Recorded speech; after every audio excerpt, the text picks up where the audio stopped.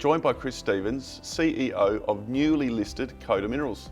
Chris, thanks for your time. Thank you for having me. For those who don't know Coda, it is newly listed. Can you tell us a little bit about it and its projects?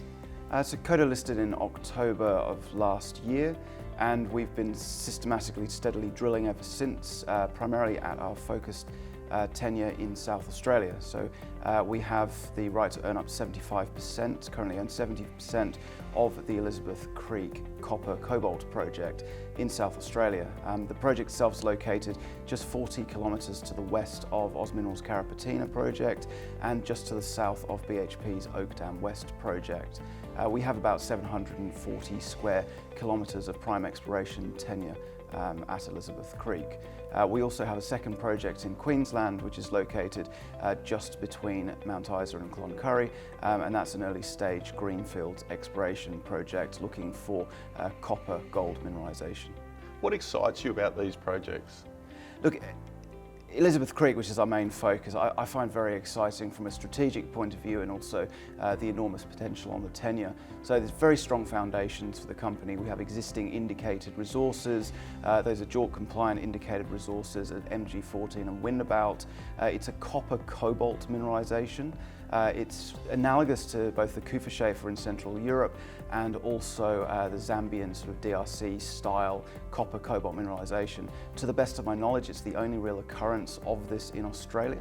It's a sediment hosted, flat lying copper sulfide mineralisation, which sort of gives us a very, very good foundation to build from. The near-term growth will come from the Emmy Bluff deposit. That is a copper cobalt deposit located on the northern part of our tenure, about 15 to 20 kilometres south of BHP's Oak Dam West project. We've been systematically drilling that since we listed, and the drill rigs will be turning this week again to finalise the infill program to deliver an inferred maiden resource at Emmy Bluff, and we have an exploration target over that. We believe this is going to be a material, significant new copper cobalt resource in Australia. What are the results you've achieved to date from this drilling activity? Look, it was quite exciting. I mean, when we listed, we had a handful of really historical holes. About 4 or 5 of them we drilled ourselves prior to listing, and about another 4 or 5 mineralised holes that were drilled previously by companies actually looking for IOCG mineralisation in the basement. What's really exciting is the fact we took some enormous swings right at the margins of a very large exploration target. Now, to put that target in context, we're talking 4.5 square kilometres now of drill-backed mineralisation. That's larger than Kings Park in Perth. It's more than twice the size of Centennial Park in Sydney. And so far, every drill hole we've put into the exploration target has been mineralised.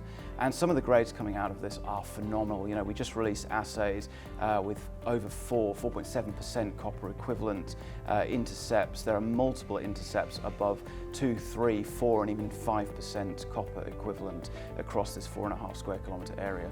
So we're really excited as we sort of finalise this work and start moving towards a JORC compliant resource in Q3 of this year. Like you say, the JORC compliant resource is a real focus of the company. Absolutely. What does the news flow look like? That's clearly a key marker, but what other news flow items will be occurring across the suite of projects this year? It's going to be a really busy 6 months. So the drill rigs are turning. We're drilling for both the Zambian style copper cobalt mineralisation.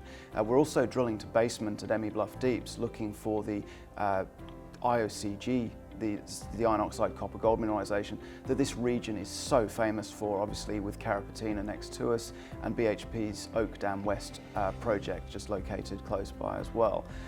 So the drill rigs will be turning first at Emmy Bluff Deeps as we do RC pre-collars at Emmy Bluff.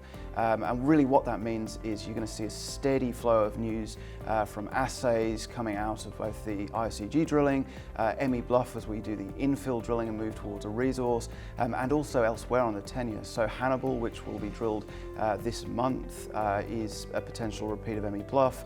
We'll also be drilling at Powerline and at MG14 North as well. So significant number of exploration targets on top of what is shaping up to be a very material resource at Emmy Bluff as well.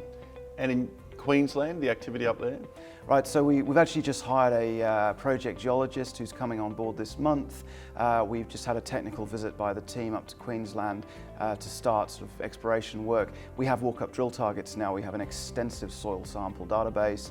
We're assaying recently collected soil samples and rock chips. So again, expect to see some early stage exploration news out of Cameron River, and then to see some of the plans going forward for drilling. And we're certainly aiming to have drill rigs turning again this quarter or early next quarter at Cameron River. Investors love activity, they love drilling and they love results. Look forward to seeing all of those things come out of Coda Minerals in the very near future. Chris, thanks for your time. Thank you very much, David.